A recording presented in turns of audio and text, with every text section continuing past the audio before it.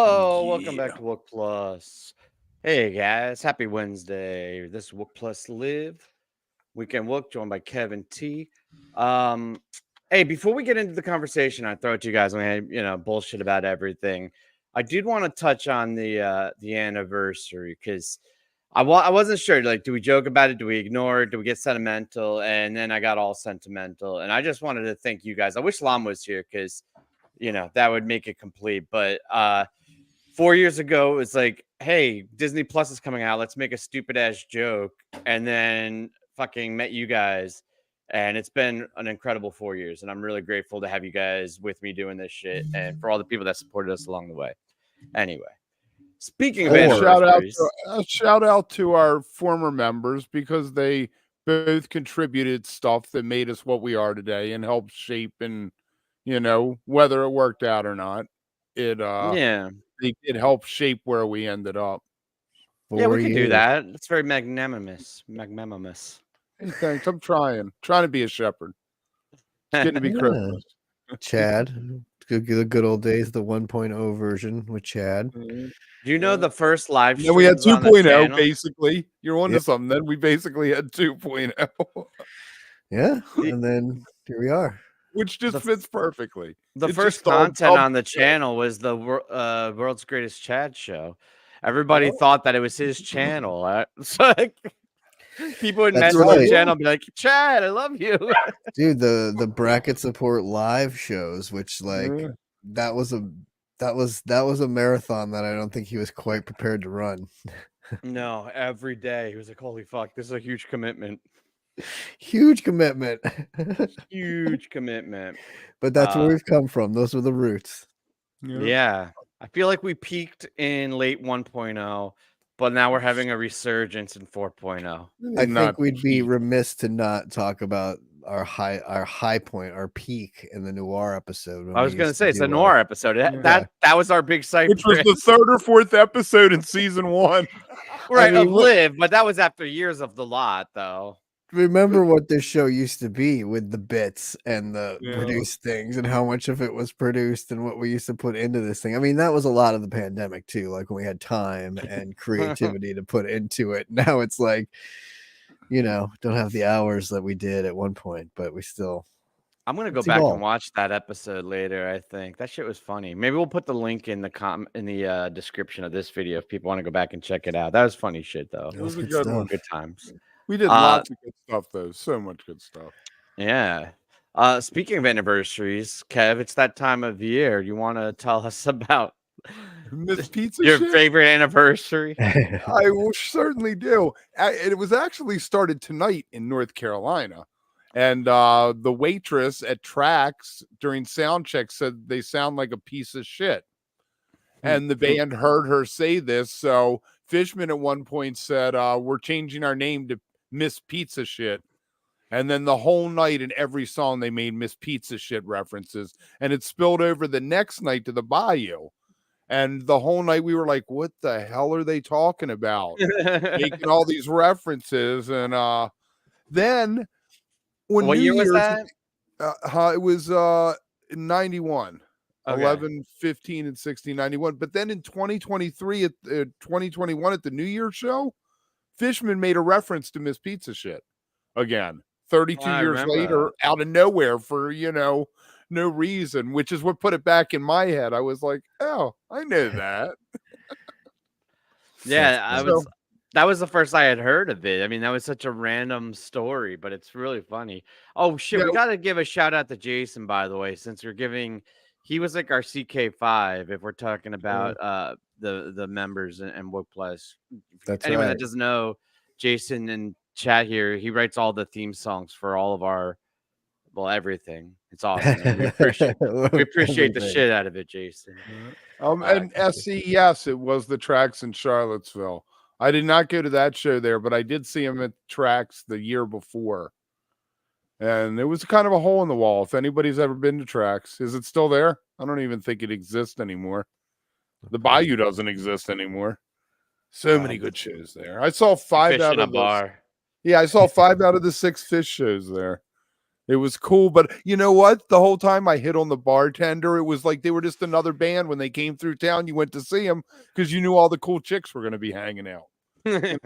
20. Yeah. Oh man, there's better times, innocent times. Right. I don't know about innocent. I made Better. every decision from 13 to 33 in furtherance of trying to get laid. So I don't think you stopped at 33. Right. Oh, you that's went when I had a kid. That's 133. why I'm going with 33 because that's when I had a kid. So. Right. Fair enough.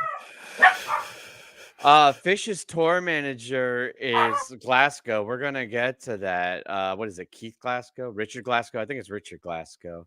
And he posted a bunch of shit. Or he didn't even post it. Somebody ran into him at the New Mexico State University or whatever. They had a lecture on music industry. And somebody posted their conversation on .net. No, on PT. Was it on PT? I was on. I think It was on off Reddit. I don't know where I got it. Was off Reddit. Yeah, I think it was. I don't know, but it was on. I got it off of Phish MSG on Twitter. Yeah. That's who I saw posted it. That's where I took the link from. Yeah, that was a wild thing. We'll get there though. We got other shit to cover real quick. No, maybe not real quick, but Well, we had huge news with the LP release. I mean, yeah. Well, what do you think about this LP release, the Live Phish? It's weird because like when you say LP, it's like a limited. Right, but yeah, the Live Phish release. There were 21 shows on in 97. On the 23rd anniversary of that tour, we ranked all the shows for wook+. I remember. And this show was second from the bottom. Only Cleveland was ranked lower. So I'm like, why of all the shows on this tour did you pick this one? Yeah, I don't know why they did. It's a good show. It sounds good. You listen the whole to tour it, you're like, was good. Fall '97 is peak Phish, but you know, there's other shows that flank this one that haven't been released, though, right? Where's 12-9? Right. 12-9 at Penn State. The simple into the Bowie fake out into Timber is one of the greatest 45 minutes they did that whole tour. This is true. This is true. Right. I don't think anyone's saying that it's a bad show. I think it's just everyone's saying like, why this one? Why There's this better? one? Yeah. Phish fans, man, we complain about everything. Yeah, well, give us something to complain about. We got an hour to fill, so don't do things to make us complain about shit. Like release a better one, and then everyone's like, "Oh, this is awesome! Yay!" SE Redline Management is one of their managers. I'm sure they all have personal managers and road managers and. Well, Glasgow is the tour manager, which is different than the band's management. Like, so Red Light does all of their management, like, you know, everything from appearances and press and their releases and their deals, record deals and their contracts and everything. But then they have a tour manager that actually goes on the road with them. And that's and Glasgow actually is also Tab's tour manager too. So I think he's kind of like Matt Bush's relationship to Bobby. I think he has that relationship with Trey, you know, but because it's Trey, he has that relationship with Phish. Right. Yeah. Yes, Jason, that was Phish Destroys America tour. I still have the newspaper from the city paper. It was one of those large newspaper publications, the full page ads for the US Air and for I don't know, one other one. They played another show around here. I know it wasn't Hampton because I didn't live near Hampton. Do you guys hear about the drama going on with Twiddle? Do you guys care about the drama? I care about it. It's kind of sad. Well, let's hear about it. What happened with Twiddle? So they're breaking up, I think. Everybody knows that at this point, right? They're going on hiatus. Right. And it's kind of odd, I think, you know, to announce your breakup and then do a full tour. And I think a lot of people were a little bit suspect of that to begin with. But then I saw some posts on Reddit again. And this was from a couple that were at their mission show. This was, what was this, 2 days ago, 3 days ago? And basically, I'll paraphrase, but basically, Brian, the piano player, was super fucked up and arguing, like not like subtly arguing, was noticeably arguing with Mahali, and like songs got cut short. At one point, he just got up and left and was walking around the venue, and things were falling apart. And Gub, the bass player, was like noticeably kind of frustrated and distraught with it. And they called some guy Scott, I forget his last name, over to play keyboards at one point. Right, to replace him. Yep. Yeah. Yeah, for the encore. Okay, so I'll read this point. Mahali pointed to Ryan at the start of the song in the crowd to bring him up. He was like, "Come on, man! Like, we're getting." So, I mean, I don't know if I shouldn't laugh, but like, I don't know. I wanted to bring it up because they were such a really up and coming, like, strong band a couple of years ago, and like everybody was, not everybody, but a lot of people were digging them, and it's just such a steep fall from grace, and it's sad to see, man. I don't know, like, I can't imagine a band having that kind of antics on stage, you know. Not to all TMZ you, Yeah, but please. I mean, not only is his band breaking up, and I mean, I've heard for a while that he, you know, the man likes to party. I get that. A lot of my favorite musicians were a complete mess, you know, in life. But I think on top of that, he's having marital. He's splitting Yeah, up. I think with his wife left him. So that you're just throwing gas on the fire, you know. Well, you know what's tragic about that too? I mean, I feel like divorce and things can be pretty tragic, you know, regardless for anybody. But if you follow him, like like I said, I was actually a Twiddle fan, and I like Norb. I met him a couple of times. I actually sat down and smoked with him once. It was really cool. But he was a romantic, right? Like he always posted pictures on Instagram and shit of him and his girl, and like he was like head over heels, one of those kind of guys that was like wore all his emotions on his shoulder. So you know, I feel for him, but I don't know, man. I don't know what I even want to come out of it. I hope that they're able to like pull this shit together and finish out like respectfully and strong, and then just kind of go off into the distance. You know? They got a couple more shows this year. Well, they're playing the Cap coming up. Scoot's gonna be there. And I mean, they've been having a fantastic tour, and for the most part, what I've heard, it sounded fantastic. You know, Mahali's in his glory. I saw a great clip of him. He was out at the edge of the stage doing the whole rock star thing. You could just tell he still loves Twiddle, loves the music. I just feel like he didn't feel like what was around him was working Mahali as well, maybe. You know, well, the drummer, they had the thing with Brooke, right? Yeah, well, he went rehab. Right. So, you know, they've had a different drummer for 18 months, maybe 24. Adrian, right? From Kung Fu. Yeah, who's pretty damn good, actually. Oh, my God. Yeah. I got to give him a shout out. I was worried when they got him. I was like, oh, well, that's the end. I mean, it ended up being the end anyway. But, it wasn't his fault that it was the end. No, certainly not his fault. Yeah, I mean, and I feel like that has to be weird, too.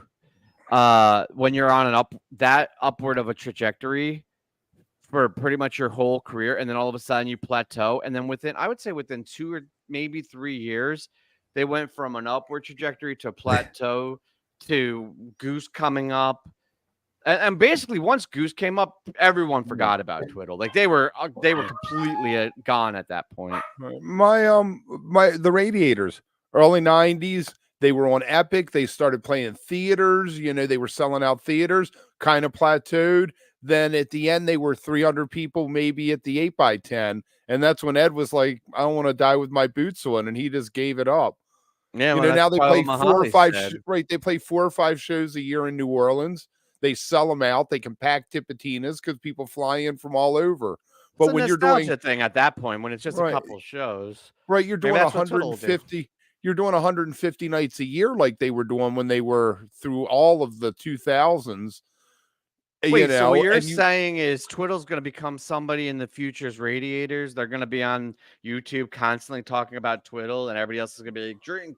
For sure. They probably already are someone else's Twiddle or someone else's Radiators for sure. My wife fucking loves Twiddle. I don't think she would mind me saying that. Actually, when we were doing I was playing some songs for her when I was doing that playlist, and I think I put Apple's on my playlist, and I played it, and we both had that moment of like, wow, we haven't listened to this in a long time, but this is actually pretty good, for like what we wanted, right? Like I get it, it's not for everybody. I'm not trying to be like, oh, you have to listen to them. I'm not saying they're the next great thing, obviously, because they're fucking done, but like for us and our taste and everything, it was really enjoyable. I was like, man, I think I got to listen to these guys a little bit more than I do. Yeah, I don't know. I don't really have a point on this segment. I just figured I saw that, and as a former, or I don't think I'm former, but like as a Twiddle fan, I just felt like I wanted to bring it up because it's kind of sad. But I hope them all the best, and we'll see what happens. Right? Yes. Right. Maybe because of the hatred and all the craziness, it'll be like their best tour, and they'll put out some of the best music. Isn't that how it always happens? Like, yeah, as you're going down in flames, you put out your best art. Right. So many bands have had banner years, and I often think how much did sitting around for quarantine. What do? You practice your instrument. You're just sitting there. You don't have the pressure of being on the road. You can just focus on your craft. And then when you do get the chance to come back out, you're just fierce. You're ready to go, Can we put on our tinfoil speculation hats? Because I'm going to pose a theory, and I have no information. I want to be very clear that this is not anything I've observed. But I feel like from context clues, there were two different types of bands in the pandemic. You had Goose, who got to work and did their marketing and did their bingo tour and took advantage of it. And I think, and this is where the speculation is, and then I think you have the Twiddle, who maybe got a little bit emotional and intoxicated from the downfall and the pause, because that's when they were at their peak, was going into 1819. And I think the pandemic, I think that's where all of these issues started to come into play, right? Like where the Nord's pause. drinking and the drummers' problems and what led to rehab and what led to the breakup. And some bands that are doing fantastic now were right out there doing the, whatever they called that, segregated seating, or what did they call it? When they made everybody in their little plots. Yes, where they had space for seating and stuff. So, but like Disco Biscuits, Spafford, Goose, all out there right away, all played up in Frederick. I don't think Spafford did, but Spafford was out, doing their thing too. And I think they just, a lot of these bands built off that because people were hungry and momentum. Right, I got it. Okay, I can go see the Disco Biscuits. Never really got into them, but let's go to the West Bowl in Connecticut and see them. You walk away and you're like, wow, I really like that. So the next time they come through town, you're one of the people who's showing up there. I mean, look at the bands, look at even Phish and Trey. Like, he couldn't sit still. He was at the Beacon doing the Beacon shows, and then they did the Ninth Cube, and they did, and they had dinner and a movie going. I thought that was a great time for Phish. Still, and who kind of like owned the pandemic and made what they could out of it at that time. I mean, I don't think anybody owned the pandemic like Goose did. They came out of that thing. I thought you were going to say like wook+. Hey, that's where we came from. But I mean, Goose fucking they did. It's a story for another time. But what they did during the pandemic was crazy, and like came out of that thing. Yeah, it was awesome. On fire. Somebody suggested to me that the reason Trey does so many Phish songs now is because of the Beacon run, and they had to learn them all for that. Wait. Trey learned Phish songs for the Beacon run? The rest the band did. The Tabs band. Oh, you're saying the reason that Tab does so many Phish. Yeah, the reason Tab does so many Phish songs now is because I've been talking to you literally almost every single day for 4 years, and I still have trouble piecing it together sometimes. The context sometimes. There's no yeah. You know what's stupid about the pandemic and like what we did? Why did we start a Phish-centric or jam-centric YouTube channel as soon as there was no live music? Because we have nothing to talk about, so we're gonna make bits. No, I tell you, it was shout out the dinner and a movie. The fifth dinner and a movie was our first lot, and we were like, we're hanging out anyway before the shows, doing Zooms that nobody was watching. Let's let everybody watch us hang out on a Zoom. Hang out. That's and I mean, we also officially launched in January of 2020, so we were 3 months ahead of the curve. It was, You know, you hear all these people like, "Oh, we started this because of the pandemic," and I was like, "Well, we just had bad timing. We We started just had it bad 3 timing. months We were before the about pandemic." we were about to get on a roll, really. Like we're coming out of the gates hot and fresh. And I was ready to in New go. York. We had the leaks about the platforms for the rescue squad. We knew about that whole bit. We released that on a video before it even happened. It was Yep. like, yes. Yeah, that And dude I then was working was with it. was like, "Hey, you like Phish?" He's like, "My buddy does the construction for the sets," and he's like, "This is what he told me about this year. Don't tell anyone." I was like, "Holy shit!" I was like, "Tim, guess what?" We had a whole This guy- animated thing this with guy Brad told and me not to Chad. tell anyone, but we should totally make this video about the platforms and shit. Oh God! And then the pandemic. And then the pandemic hit. We lost a lot of momentum that day. Yes, but then we also picked up a lot. Like we learned to get creative and do like the 1 minute fisheries and the little like the other produced We- bits, and had high hopes for things like Brad and Chad and like There, produce. there was a you point know. that we were 10, 15 hours a week, maybe more, us just hanging out on Zooms, hashing stuff out, talking, Planning shit. drinking, you know. We had nothing else to do. I know, and you guys would come up with crazy ass ideas, and then I'd be like, "Fuck, so we have to edit these now." So there'd be another 10, 20 that hours was, of yeah, editing. you said fuck, we have to edit these. Tell me about it. Yes, Yeah. that was fun. Well, that was the thing. It Remember, was you, me, and Chad. We were the three that went into production, and then the other three would just come up with ideas, and then we would be like, "You guys got to stop coming up with all these fucking ideas." yeah, Yeah, that's true. they, All right, yeah. Skunky has a point. He's like, "Let's go." It's kind of over there. It's the anniversary. We just circled back to the anniversary. Yeah, That's all. it's on there. Hey, man, we don't get to be nostalgic and relive this, that often. It's fun. What's up, It's Kev? fun. You look No, I'm irritable. just thinking like LST and remember before the Beacon we did that show Llama's Parking Spot because it wasn't the lot, it was Llama's Remember when we were gonna do Llama Lounge? What was it? Llama's Lounge, and he Llama's did the Lounge interviews with the coffee mugs. and the interviews and stuff, and that crazy shit. I liked Remember Llama's Lessons the best. That was probably my favorite bit. And Hogan's slogans. Yeah. I still want to bring back the slogans. Those were the best. That was were that was right huge. there with the pinnacle. We never got to do T's strong opinions though. I know. I never got my rant. The rant show. Well, that would always happen when we were planning. We'd be on like a call to come up with ideas, and you'd come in all fired up about some shit, and then we would all just sit back and be like, "Yes, we need to capture that." Yes, But put then that how in do the you bit and be like, recapture okay. it? We never did. Never happened again. We should have just recorded you. Yeah.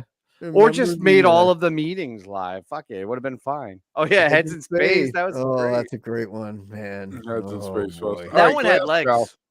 So did like what exactly did this article say? I like that for a name if we ever. Oh, wait. You know what the kids say when they're gossiping and rumors? They say spilling tea. We could do a bit where tea's like our rumor mill. And we could. All right. Anyway. Be a So- DMZ guy. So I did these slightly out of order, and I skipped over some of the ones that I felt weren't super interesting. But this is over on Reddit, and Phish at MSG posted it on Twitter, and I think it's on, I don't know, PT or something. But anyway, so at the University of New Mexico or New Mexico State, Richard Glasgow was there doing a lecture on. Oh, TMZ is funny too. That's a good one, Brian. He was doing a lecture on the music industry, and a fan was there and went up to him to sign his book, and they got talking, and then he posted a summary of all the shit he could remember. So I guess take it with a grain of salt a little bit. Like this is kind of secondhand through memories, but these are all pretty finite points that I think like you could remember. Like it wasn't like detail oriented. It was like general topics. So the first one was that he discussed delays on the Sphere shows with Phish, and what they alluded to was that they believe it was because of U2 adding or taking longer or pushing back. But it sounds like the shows that were slated for April are getting pushed back, which is a bummer, But at the same time, it also makes it feel like it's more realistic for me. I feel like April would have been probably harder to pull off. I feel like if I get a little more time, I might be able to pull it off. There you go. So no So- April shows. That's out. Oh, is that Skunk? Is that what it is? U2 has it locked? Like Yeah, they they got extended. the right of first refusal. Yeah, I think they just extended their run or whatever, so they weren't. So it kind of pushes everything that was that, which is good because they keep saying didn't have anybody booked for the next run anyway. So I think they're glad to have you two stay. Hey, I got a detour real quick People because know. Ceci brought up one of my big pet peeves about online sensationalism as of late. So that article, Essie, and I'm not gonna like blame you or point you, but I was talking about losses in the first quarter of operation, which was the third quarter of the year. But they started operations on September 29th, and the quarter ended the next day. So there was 2 days of operations. They had a So- bad couple days there. Well, you're right, but the startup costs, even if you forget construction, because I don't think that was counting construction costs or anything, but just operating costs, there's an initial startup, an additional cost at startup that averages out and gets, adjusted over the year. Most venues aren't breaking green or black in the first year, let alone the first quarter. So yeah, it wasn't great that their CFO quit, and I think that was more about transparency. But the idea of them losing money, that's just clickbait, sensationalism, bullshit. For better or worse. And I don't care. I'm not rooting for MSG or rooting against them. I really don't give a shit. I mean, I think the Sphere is cool, but just in general, the idea of that article pissed me off because it was like 2 days of operation and they're like, they've lost all this money. Oh my God, the sky's falling. It's like, all right, Jesus Christ. Was there anything else about the Sphere in there? I think he was talking too about CK5 needing to have live control of the video and that there was challenges with the venue, but we kind of already assumed that. Mhm. I assume they're working around What do they it. usually just they pop in something because they know U2 is going to play one for 5 minutes and 38 seconds. So the Right. video is going to fit exactly along with What it is. What it is, Yeah. right? I'm So how does impressed. Phish work that? See, I don't get how Phish works that when they're in like a 20-minute light jump and they're noodling away. I think they have to do video like tools, like have live controlled video where it's just like a fancy screensaver, basically. Right? So 'Cause it'd you be like life inside of a Microsoft PC. Or you just need to be able to slow it down or speed it up, or put the cut like live action, cut it while it was going to whatever was Right, playing. there's already software, and I'm sure they have it for generating it that can play with the color tones and the gamma lines and the speeds and inversions and filters.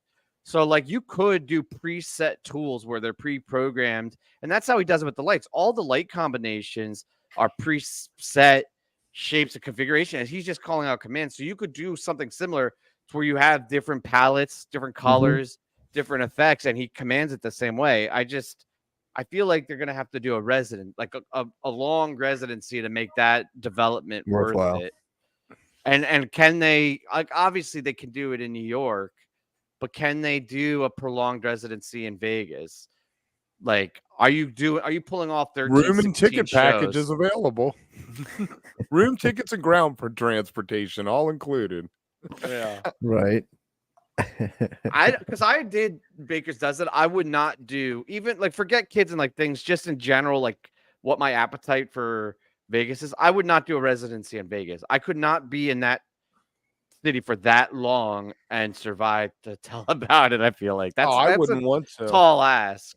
If Kev I can't did go make to it this, a day. if I did go to the Sphere, I would stay at a hotel that did not have a casino, and then just go to the venue and go back to my hotel. Just I do do what you not did like- last time. Fly in, don't stay, and fly right out after the show. Yeah, but I still ended up walking around that damn MGM because got lost. That Got place lost. sucked so bad. Fuck What did them. you were like, the carpet's yelling at me. The carpet's angry. I was like, dude, don't look at the carpet. It was so mad. Get me out of here. I was just like, I don't want to be here anymore. It was hot. We all had COVID all of a sudden. It was The crazy. COVID's angry at me. The COVID and the carpet are teaming up against me. It was crazy. So the other thing that he confirmed, or the next thing that he confirmed, is that the band has zero interest and no plans in any other acknowledgments or anything for the 40th anniversary. That and it has always been that way. That the extent of their 40th was last year's New Year's, which is fine. I think there were a lot of false rumors and shit, and like decent sources and like reasonable people that got caught up in it, but the part of it that kind of like sticks like that I don't like is the Phish 40 hashtag. They set it up like it was gonna be this big thing. And they had were the doing Japan posts. thing, and they had the Japan thing. They threw all Well, I kinds think of that red might have been herrings a out. fan that done the Japan thing. We're not sure about that. Maybe not, but yeah. The hashtag though, for sure. The Like it just hashtag kinda was gave from you- the official account. Like, why the fuck do Yeah. Phish 40? And what it lasted to what, maybe March, maybe April, and then they just stopped using it. Yeah. I think Maybe Osiris Maybe was somebody was like, plan. "Hey, are we doing something for the 40th?" it. No, we better stop using that fucking hashtag.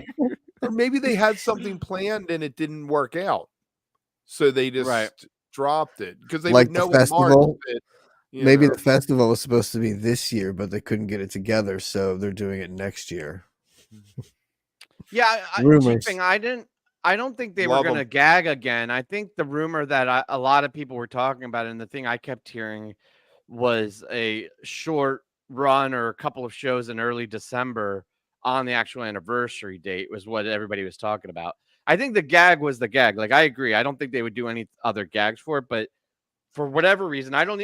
And you know what else is weird about rumors? Like, I know people like, What's weird about rumors? no, that they're not true.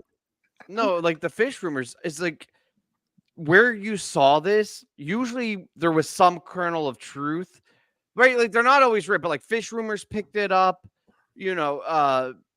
What's his name? Alex picked it up. Like the different people, right? There were a couple of people that picked it up that normally only picks up shit up when there was kernels of truth. It's weird for now Glasgow to be like, oh, it was never even on the table. Like that seems a little bit, whatever, odd to me. But it's fine. We're gonna get New Year's. We're gonna get the Sphere eventually, and we got Good Dover for them. coming up. So yeah, fuck And they're it. saving it all for the 50th anniversary, right, Kev? 10 more years, then the big 50.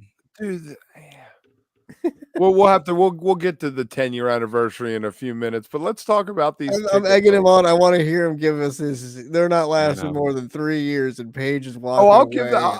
I'll give it to you in a minute.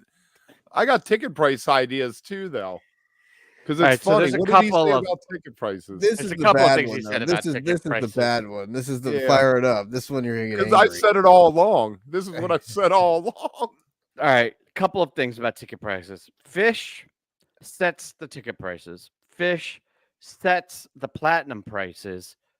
Phish doesn't give a fuck, and I'm paraphrasing, if you're complaining, and this is where it's less paraphrasing. And Glasgow is sick and tired of fans complaining about the ticket prices. He even made mention of a fan that wrote him a 5-page letter complaining about ticket prices and how he had to call the fan If you're up. out there, hit us up. Right. I want to read that letter. Guy really poured his heart out and put a lot of passion into that letter. And He probably had like dozens of Phish references, and Glasgow's just reading it like, you fucking tool. My whole theory has always been that that Phish, I don't want to say Trey, that Phish and their management lets Ticketmaster be the bad guy, but behind the scenes they set all the prices. And Charity Yeah. Platinum, whoever she is, those tickets aren't moving. They're sending people emails now. Hey, don't forget Phish is playing New Year's. Get your tickets. Yeah, I wonder if at some point they won't be platinum, right? Like if nobody buys Oh them. yeah, at some point they'll cut their losses just to move them. Of course they will. Yeah. Oh, that was the other thing he said though, is that they don't use dynamic pricing. So I guess when platinum first came out, there was an option to do dynamic pricing, which is kind of a racket in itself. And so I guess that's the silver lining, is that they elected not to do it.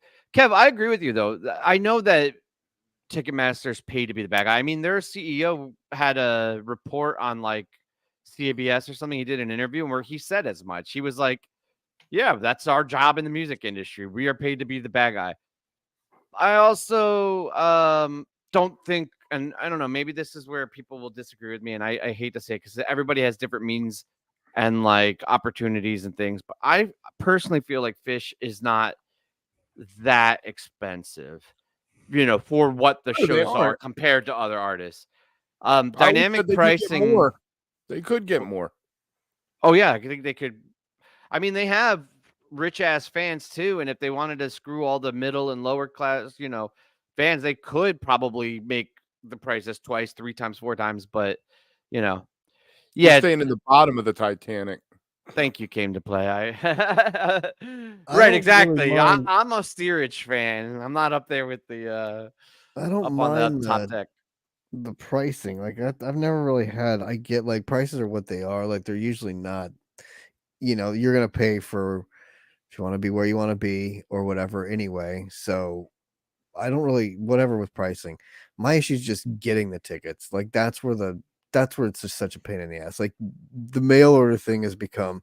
I used to do really well with it. Like I used to always get most of what I would put in for, especially because I always thought like with the West Coast runs and stuff, like nobody puts in a lot for those, or at least didn't used to. I used to get everything. Now I never get. I get maybe like one Saturday Dicks like stands or something. I'm like, what the fuck is this? Doesn't do me any good. Like I need, like it doesn't do anything for me. So those never work. And then the on sale dates. I mean, going through Ticketmaster, you get in that queue. It doesn't even, you're fucked to begin with. And by the time The you on get through sale it, date is the biggest bullshit. it's there is. bullshit. And it's so frustrating that, there's no, I don't know. I don't know. That's the thing that annoys me the most. And for them to be like, I'm sick of people complaining about fucking tickets. You're like, yes, but like, there's a reason. Right, which means they're not gonna fix shit. They don't Right. give a fuck. Exactly. Like, it is There's what no, it is. there's no solution. Why coming. mess They're with not, something if it ain't broken? they're not being like the Richard Smiths of the world here. They're like content with just like letting it ride. Kev's trying to trigger me. I'm not trying to trigger you. Yeah, you know why I mess with you. You're the one that was championing that cause and talking about your punk artists and shit being all badass and bringing it to the man. And then I'm like, hey, man, maybe they should fix this shit. And you're like, why? Capitalism is awesome. I'll pay whatever it costs. I'm just being playing devil's advocate for what I they know. think. Devil's advocate, aka triggering the shit out of me. That means the same thing. I'm sorry that you can't judge these people in this band as being good or bad because of what their businesses practices are. They're running a business. Every band out there on the road is a small business moving around trying to turn a profit.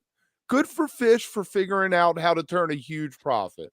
Well, I would say to that, Kev, I mean, I think there's probably a reason to that he is like, fuck off, like the ticket prices are what they are because we have a lot of shit to pay off. Like it's not like we're swimming in cash at the end of the day. I'm sure if you opened up the books and looked at the bottom line, you'd be surprised at how close it actually is that you're actually getting, and where they make other money probably with merchandise and like other things are what really helps. I think tickets, and that's probably why they're like, listen, like they are what they are. Like we can't really do anything about it. You know what I mean? Yeah. I get that, but it still sucks to hear, and it sucks to like, the on sale thing. It's just something we deal with, and it sucks that we have to deal with it. Like it just sucks from a fan's point of view that it sucks as bad as it does for us. And even on the other side, they're still willing to be like, meh, don't complain. At the end of the day, do you want to go or not? If not, stay and watch the stream. Phish does every stream. Yeah, but no, because you want to go, you aren't guaranteed a ticket anymore, and that's changed within the last 5 years. No, and I don't want to conflate the two issues because T is right. There's two issues. One issue is price. Fine, it is what it is. It costs what it costs. But the tickets ending up in the hands of scalpers and how difficult it is to get tickets to your fans. And there are bands that are trying creative things and coming up with creative solutions. And we live in this delusional world, maybe I do, where we think that Phish is one of those bands that tries different things and is passionate about their fan base, is going to do something beyond just checking a box at fucking Ticketmaster to get their fans tickets. Like, it's not a fucking pop artist, right? It's not, oh, everybody's going to see fucking Taylor Swift or Miley Cyrus. It's Phish. Like, the fans travel with this band, and there's a connection there. So in our delusions, we would like to think, hey, Trey fucking cares about me. They're trying to think of a way so that I could get tickets directly and not some fucking scalper that's going to charge us $800. But then there's road manager unofficially. And now, granted, to be fair for Glasgow, this wasn't like a press release. This was bullshitting with the fan at a lecture. But he's basically like, no, I don't give a fuck. Like, who cares, fans? Yeah, and I mean, it's tough. It's tough because the whole system from top down is broken these days when it comes. Oh my god, yeah, it's been but try to getting tickets to like the Troubadour to see like Keanu's band, impossible. Like, sold out in 2 seconds. Like, you can't trying to get movie tickets sometimes on premieres and shit. Not for the marbles. Like, when I worked at a nightclub once that had a Ticketmaster thing, and I was the guy who came in at 11 o'clock to sit with the Ticketmaster on days when tickets went on sale. First day I worked there, the owner walked in about 5 minutes after me, introduced me to someone and said, he'll just run the machine. You can just go over, have a beer, hang out, and he'll give you $100 when he's done. And this guy just printed out all the tickets. He was a scalper. And the owner of the club was in bed with him to print all these tickets out. And the people in line, he got them their tickets, the 3 or 4 people who were in front in line. But he printed his own first, a set for them, his own, a set for them, his own, a set for them. I mean, there just needs to be a way. The online thing just doesn't work because it's too easy for bots and other things to invade. And I'm talking across the board. This isn't just like from Taylor Swift to your local like band that you want to see at a club that is impossible to get a ticket to. So but how easy is it to get tickets later when they're all over? Well, that's the thing, is the secondary market is where, right. And then, but then you're usually paying an up fee if you're getting to sit where you want to sit, so you can get in the door for close to face, if not cheaper sometimes if it drops off a cliff and no one's going. But you're still at the mercy of then getting those tickets at that point and dealing with that. But there's a lesson to be learned there that I think people should start doing a little more of. It is waiting, because there is a way to sort of wait and sometimes get those tickets. Now, obviously, again, Taylor Swift, there are examples where it's not going to drop down and stuff, but Taylor Swift, Phish, there's always Phish tickets. There's always a gap like before the big rush hits again before New Year's, that you can get pretty decent tickets on like SeatGeek and shit for New Year's.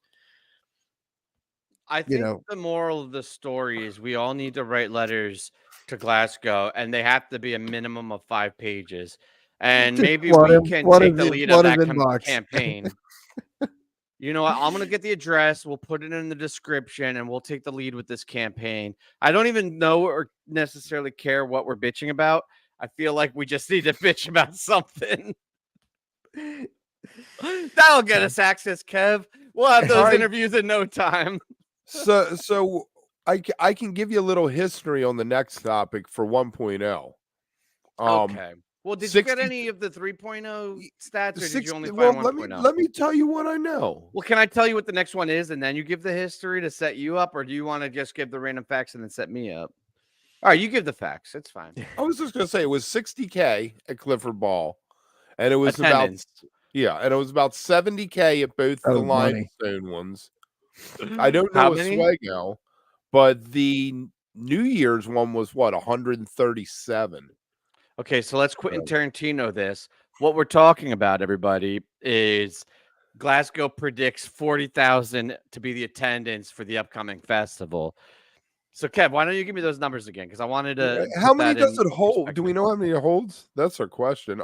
60,000 for Clifford Ball, which they expected like 20 or 30. They said they did not expect that many people, and then both the limestone ones were 70.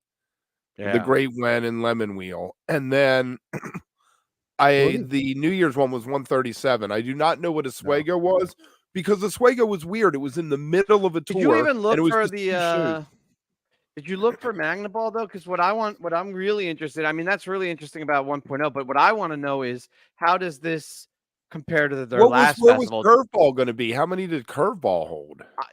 I'm asking you. That was what I asked you. I literally gave you that assignment, and you were like, "Who's producing this segment?" Let me help. me ask you a question. He said that they expect 40,000 or that they're selling 40,000. Well, the way he phrased it was they're expecting They're expecting 40,000. Oh, so 40,000. it might hold 100,000 and they're not expecting. Well, the other point of that was that they're adding, and they didn't have a quantity or anything, but they're adding RV tickets compared to previous festivals. There's going to be more RVs tickets for this festival than in past festivals. Because we're old. I was gonna say because we're old. Exactly. Yeah. Gotta have an RV. I mean, I only live an stop out hour there. from. I live an hour from this place. It's very exciting. Wow. Okay. So now I'm starting to get the facts that I wanted that makes this make sense. The hard hitting reporting straight Right. from The Wook. shit I asked Kev to do, and he was like, "No, fuck what you want to do. I'm going to talk about shit that doesn't matter." Yeah, Magna Ball was over 40,000. I had a thing here that said it was estimated between 42 and 50,000.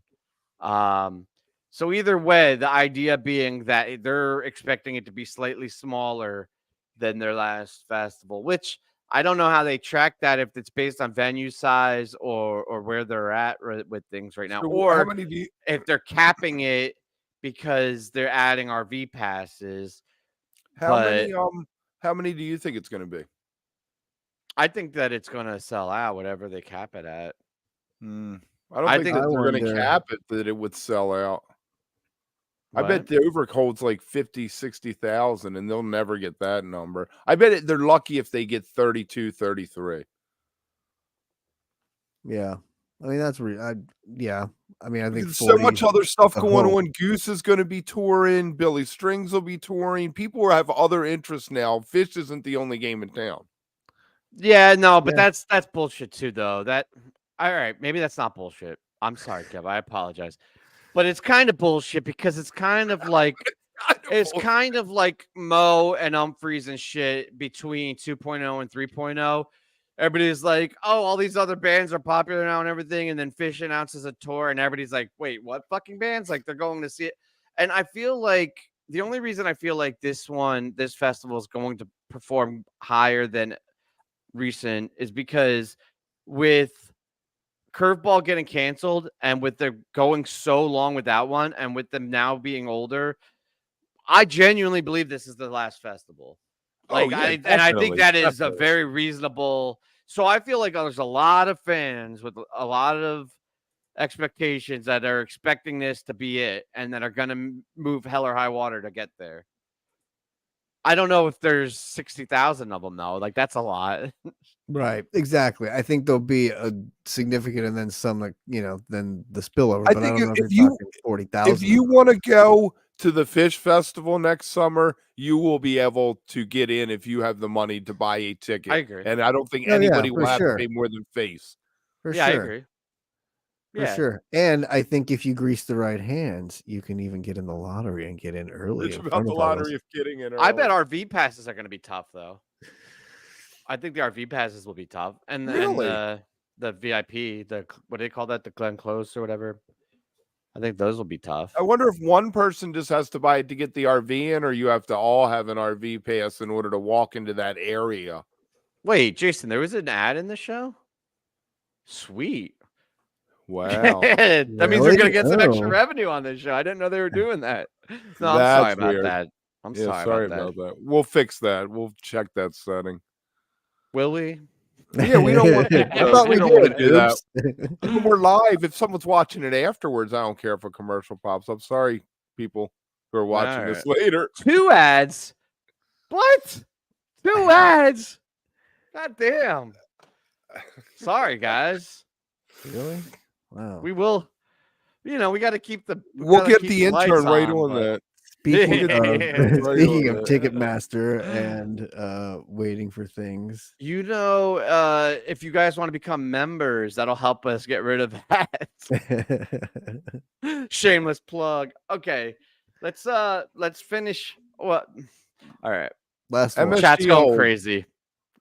So I have said repeatedly that Phish will not play more than another 5 years. From what this guy said, can I do your headline? You're gonna fuck it up, but I'm more than happy to let you do it. from what this guy said is that Phish has right of first refusal for New Year's Eve for the next 10 or 15 years. Okay, good job, man. That's good. Yeah, That was there. that was it. Yeah, they got SE. I think members don't get ads. Woohoo! Good on you, See Mo. that? There you go. Oh yeah, There's so your maybe we shake. shouldn't pause the ads. Paying for themselves. That's right. Oh god, that's awesome. Yeah, so I think that doesn't mean that they're gonna play there for 15 years, but they have the right of the first refusal. But they've And booked it it for kind of 15 years. made it sound like it was maybe a slight exaggeration just to imply that for the foreseeable future they They have aren't no playing the intentions of, Sphere. right, they have no intentions of taking New Year's anywhere else, which I think we all kind of knew. But I think 15 years is probably about right. Going into like 55 years, like, I don't know. That seems right to me.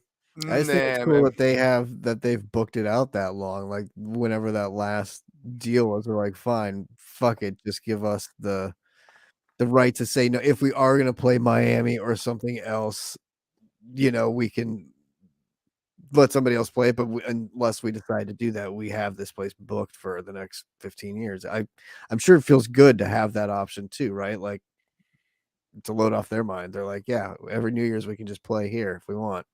Take Yeah, a load off Trey. it's cool that like I feel like a lot of people still think like, and even in this scene, like we think Phish is just like our little private thing, like it's niche and not real like mainstream. And like they always talk about like pop bands as like successful, but I'm like, MSG is like one of the most famous arenas in the In the world. world. And they have like it on lock. Like they are the, like I don't know, like Watch don't what know. you say. Watch what you say about MSG because they'll have you on the facial recognition next thing you I know. know. I don't know if I'm going back there. That I don't shit's know if I'm going back. Every time I go It there, spooked me out. I'm not gonna lie. It spooked me the fuck out. every time I go there, which was once, I've gotten COVID. Well, yeah, I mean, the COVID's not what spooked me 2 out of 3 out, times for me, Kev. but the Right, since facial then. shit. Oh, speaking of COVID, did you Speaking guys of see COVID. what the Gong guy got in trouble for on Twitter? Not Oh Twitter. boy. Twitter. Yeah, sure. Fucking tool. I mean, it's fine. Like, I'm not bringing up the COVID fight again. Like, we've all moved on from there. People have their opinions. It is their personalities, whatever. It just seemed kind of like, why even go there? Like, we've all moved on. Oh, Kev, you're so clever. Oh, man. I will say So this to put a bow on it, though. He did say that to the guy, too, for whatever reason, when he said that they weren't doing anything for the 40th and that they had MSG locked out for 15 years. He also said that not to miss this year's New Year's show, whatever that's worth. Oh yeah, Yeah. because we're going to check that stage up. But I tell you what, the guy made a dumb joke, and people did kind of pile on him. And he shouldn't have made a dumb joke because that's not how you do social media, especially when you're running a business. You don't do things to alienate people. You don't make political opinions, yada yada. There's things you don't do.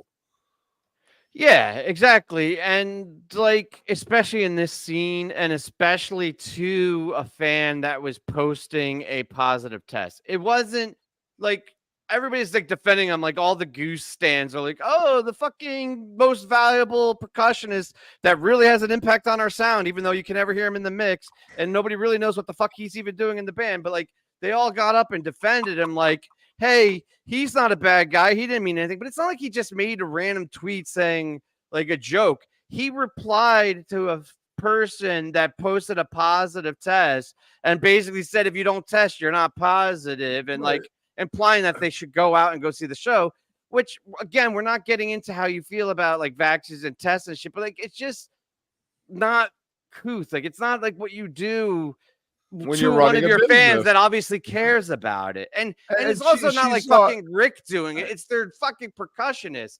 Like, it's literally the least valuable person in the band, and nobody knows why he's even there. What the fuck is this guy doing? I think the not rain, gonna, I thought the not rain gonna call stick out. guy. I'm not going to call out the person by name, but good person and really didn't deserve. I don't think to get thrown into the middle of that.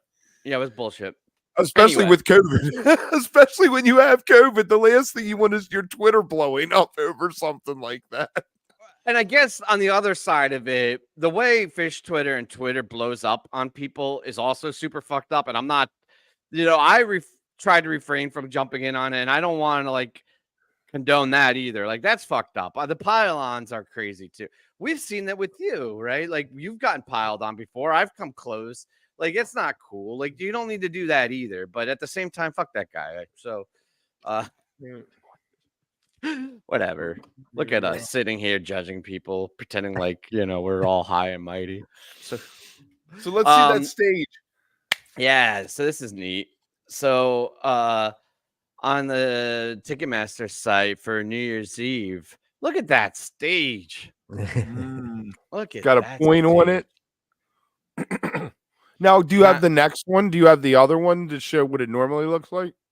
Well, I mean, I think people know what it normally looks like. Right. Yes. Ooh, look at that. It's like a So square. the seating didn't change, but the stage size did, except for the seating on the floor. None of the pavilion seats changed. But they look, took it's over not just 105. the angle, it's also bigger. Like, look at 109. Right. Oh, wait, no, Yeah. it's okay. I see. Yeah. And then they took over Just a 105 closer in shot. section 1 also as part of it. Oh, is that what that fucking means? What, the black? No, I Yeah. think the color is just what they have selected. Oh, okay. I think it's just the shape of the stage. I don't know. What does this mean? We should have done more research before we came on the air. I thought this was you, Kev. You were all like, I want to talk about this stage. I was like, all right, cool. All right. No, I think that the black means that something's going to be there. Which would be Right, I crazy. think you A might whole be right. section. And then a whole section in 1, 2. That's a lot of extra people. Or Fuck, do I- equipment or whatever it Or is. Maybe that's something. where the Or just drones part of will the be. gag. Or just part of the Yeah. gag. Or Whatever's part happening. of the gag. And what's this little notch here? Is that on the other one? Look at that. There's not there. So we have a notch here. So there's something going here. Right? There's this going on. Then there's this. The mix is always like that, right? So the mix hasn't changed. Yeah, man. This notch is precarious. I think there's something going on with that. They have a notch in their belt. I Our think stage has a notch. I think what we should do is dig and like really actually like put some thoughts. Oh, black is sold out. Sold out. Okay. Okay. Thank Thank you, Mark. Thank you. Fucking dumb. But the shape and the notch or something. We should look into this, try to figure out some theories and make a microdose about it. Now, I said that the song was going to be Pillow Jet. Somebody mentioned Evolve in the chat. Looking at the stage, does anything pop to you? No. I don't think so. Who said Evolve? Get him out of here. Somebody. Come on now. Oh, is SE? Said it. Oh, I guess SE can hang. I hope it's not Evolve. That would be fucking terrible. No, it wouldn't. Yes, it would. We'll see. So what are we doing next week? Yeah, so I think what we're gonna do, and we didn't officially discuss it, so I'll throw it out, and if T and Kev are like, no, then maybe we won't. But I think we're gonna do a member stream next week. I think it would be nice to have a casual, low-key, members-only stream. So those of you who are members, if you're around, come hang out with us on Wednesday night, normal time. And if you're not and you're interested to check it out, we encourage you to join. It's only like $2, and it goes a super long way to help support the channel and help bring some awesome content. Maybe we can drag some former Waddies on if they're around or something. Tell you what, I will get rid of live stream ads for everybody. We won't do those. On the replays, you'll have them, but I'll get rid of live stream ads going forward. but consider hanging out with us, being a member. I don't know. I don't give a fuck. But anyway, that's And what we're if we gonna do. It's don't gonna see be you, fun. we'll see you after. Yeah. And it'll be fun. Enjoy your Oh, favorite side. what's that? Oh yeah, I think don't we know, are gonna. Well, I whatever don't your know. So favorite side. Llama. I don't know if this is appealing, like gonna entice people to become members or not. But Llama requested to curate the episode, the member stream. So Oh, right. I maintain the right to veto, but we're going into this kind of blind, and he's going to do the set list and kind He of will knock curate it out what of the park. I'm sure It's he's kind of gonna like what kill we were it. talking about earlier. We're back to Llama's parking space, the Llama Lounge. If you're familiar with those past shows, you have an idea of where this LSD. one will be going. Yeah. Oh, and we are going to be back for New Year's, and we're going to do the members set breaks, and then the post shows on New Year's. Also Tuesday night we have another Wook Club. What are we listening to? I didn't even listen to it yet. 95. 90. Oh yeah. Oh god, I'm actually really excited about that. The Kansas City 95. That show looks wild, fucking wild. That there's so much going on. I can't wait to do that. That's been a lot of fun. If you haven't checked that out yet, take a listen to that show and then come hang out with us. Or even if you don't listen to the show, you can come hang out with us. It's a lot of fun. But we'll still be doing that on Tuesday. And then Sunday morning at 10 Eastern, we have the live stream. And I think that's it. You guys got anything else? Nope. Want to get out Have of a here? happy Thanksgiving if we don't see you before. Yeah. That's right. See you on the side. Oh, wait. Wrong show. We got credits for this show, don't we? Oh, yeah, wrong show. We're doing too many shows. All right. See you guys. Flawless execution. Some of our best work tonight. End credits. This one has end credits. This is where the music plays. This is the end credits to wook+live. Gotta wait for Scoot to show up. That's when I know to end the stream. Sit, Scoot, sit.